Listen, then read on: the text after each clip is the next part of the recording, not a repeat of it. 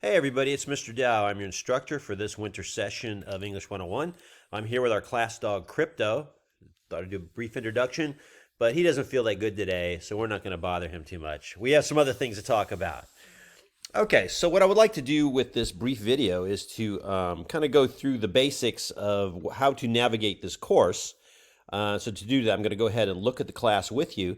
This is what you would get if you're a student. I'm on the student view, and anytime you click on our course from your Canvas dashboard, you will end up seeing this, which is basically just a list of modules, weekly modules, and under each module you've got these assignments. That's the way I've set up the course. So you see week one gives you the dates, and this is the stuff you are supposed to do in week one. Then there's week two, the dates. Here's the stuff you're supposed to do in week two, etc. Right now there's only 2 modules on the course list. I will add a module each week, and you'll eventually see all 6 of them. But this is the way it's set up. I've tried to make it as simple as I possibly could. On the left-hand side of your course page, you will see that you can check your grades, you can get to the library, you can check out student services, get tutoring online, or you can set up a Zoom conference with me. But that's all I've got on here. I think the less functions we have, the better off we are. So the way the class is going to work is that each week at the front of the module, you'll see a page called What to Do and Think About This Week. Click on that page. It will contain just some general overview of the stuff that's going on, what we're trying to accomplish. And if there are any changes of the structure, the assignments, or anything else, it's going to be on this page. And it'll be in a video, much like this one, which is going to be here. Let's click on it. It's basically this. It's a little bit of writing than a video. So do that. And then after that, start going through the material. On the videos each week on the What to Do and Think About This Week page, which again, go to week 2. There it is. What to do and think about this week. It's at the front of each module. On the video, I'll cover what's going on with each of these assignments. I'm not going to get into the specific instructions. That's on the links themselves. But I'll just kind of give you the overview what you need to be considering for this week.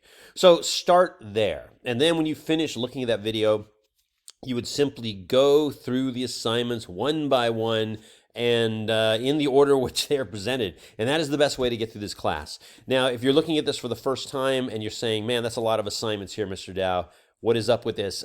Don't be alarmed. I think there are 2 things to think about. The first thing is a lot of these assignments are simply reading assignments, or even like there might just be a video I want you to watch. So they're not necessarily time consuming.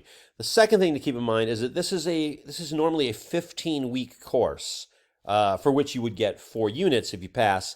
We're condensed into 6 weeks. You just and in that, by condensing it, I've cut down on the assignments quite a bit.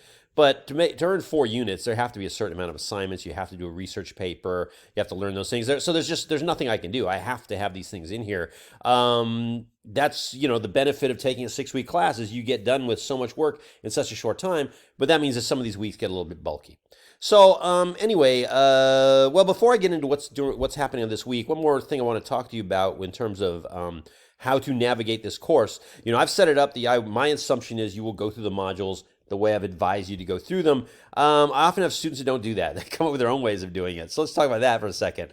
Some students skip my module advice and they jump over here to the right side where it has a to-do list, which is generated not by me, but by Canvas. I call this the dashboard here sometimes. Everybody's got one of these, and it'll list everything you've got to do from every class.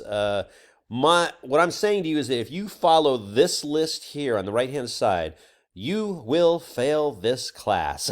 I have no control of this list. I'm not sure where Canvas generates it from.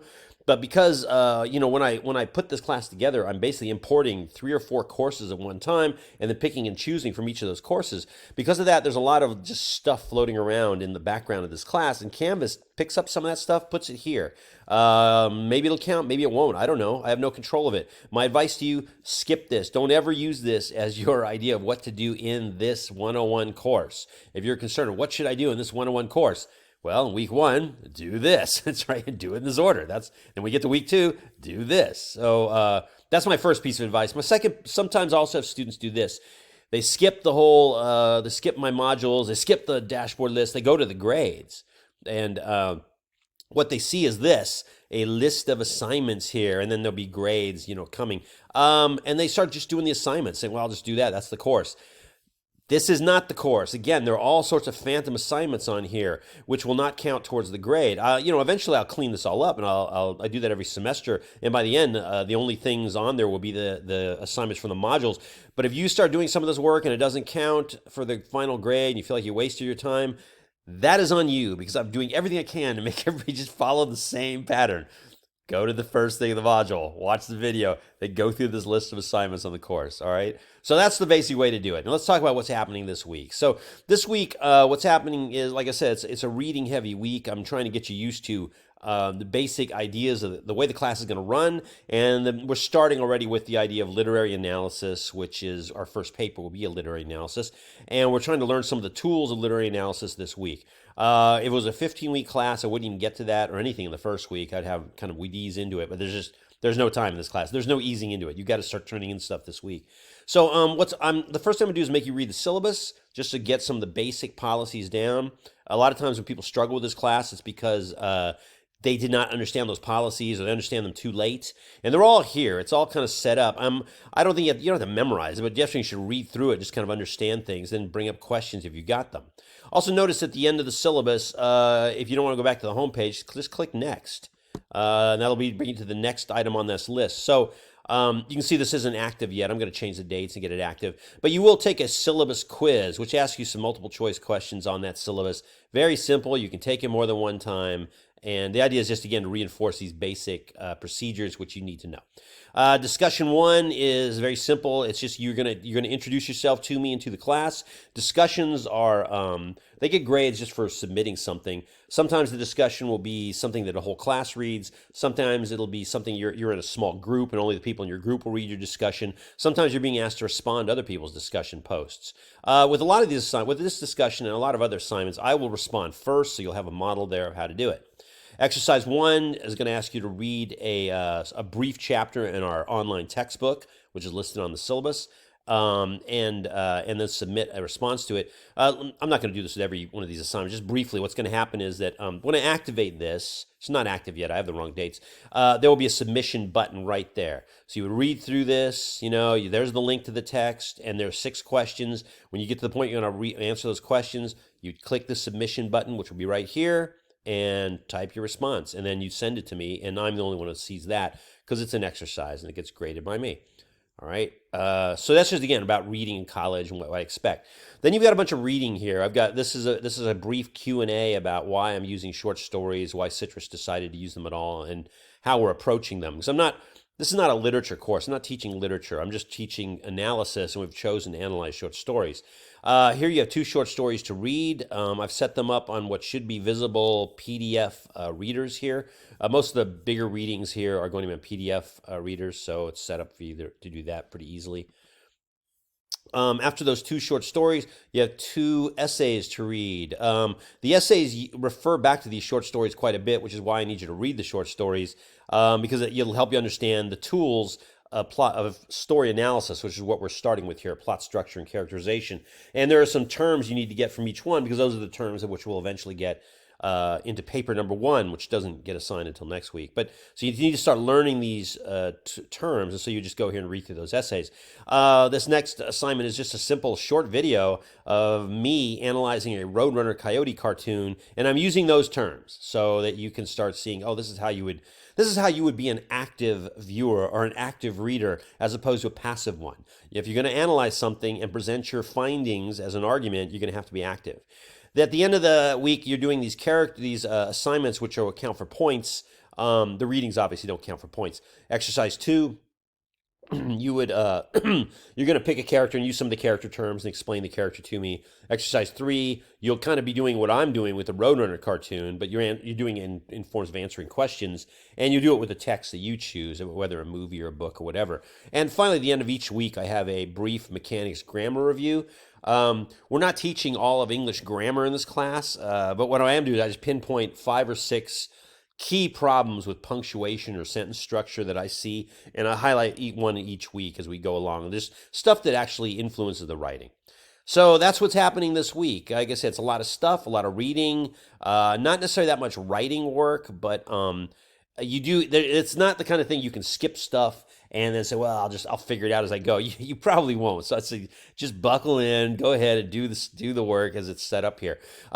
If at any time you have questions, you're not sure what to do next, you don't understand something on any of these pages, you would of course send me an email, set up a Zoom conference, etc., etc. This is also a good time to mention that this course is going to have an embedded tutor in it. That means we have a qualified tutor who is part of the class.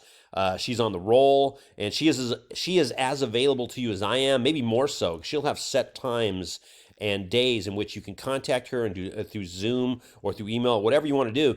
And she will give you very specific help on assignments and whatever you need help with.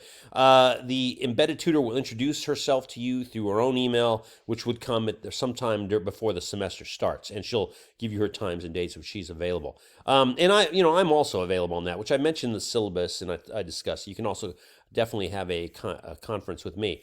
But that's basically it. That's how the class is going to run. 6 modules, 1 per week, and you're basically going from the beginning to the end of each module. In the syllabus, it'll explain that, the main things you got to consider are that you can't really skip anything in this class. Like, there's no way to skip the outline of the paper and turn in the paper. It's not possible. And secondly, when you do a part of a paper or anything that's important to writing a paper, those assignments are revised until accepted assignments, which means I have to say, this is okay. You're getting a 5 out of 5. At the point you get all the points that are available, then you can move on, But if you're turning in an outline to paper number 1, and I'm telling you, I'll give you a 2 out of 5, and I've got some comments, that means you must resubmit the outline until you get a 5 out of 5. Now, that means this could take time. It's very common in this class for people to have to submit an outline 3 or 4 times. Very common for them to have to submit a draft body paragraph 2 or 3 or 4 times before it is acceptable, which is, again, why one of my main comments in this class is to keep up. You want to jump on the course early each week and start working on the stuff sooner rather than later. The due dates are always Saturday, 9 a.m. of each week. There are lateness. You can do stuff late. It's very minor lateness penalties assessed. The real problem is that if you're doing things late all the time and then you got to redo them because they're not done right, that can slow you down quite a bit. Which in a 6-week class makes it very, very hard to get through. So that's basically it. That's enough talking. I promise all the other videos will be shorter than this one is. So don't worry about that. Okay, I'll wrap it up. Let's see. Should we take another look at Crypto? What is he doing now? Crypto, you doing anything that people would want to see? No? Oh, well, forget it. It's too much trouble. All right, everybody. I'll be back next time. See you then.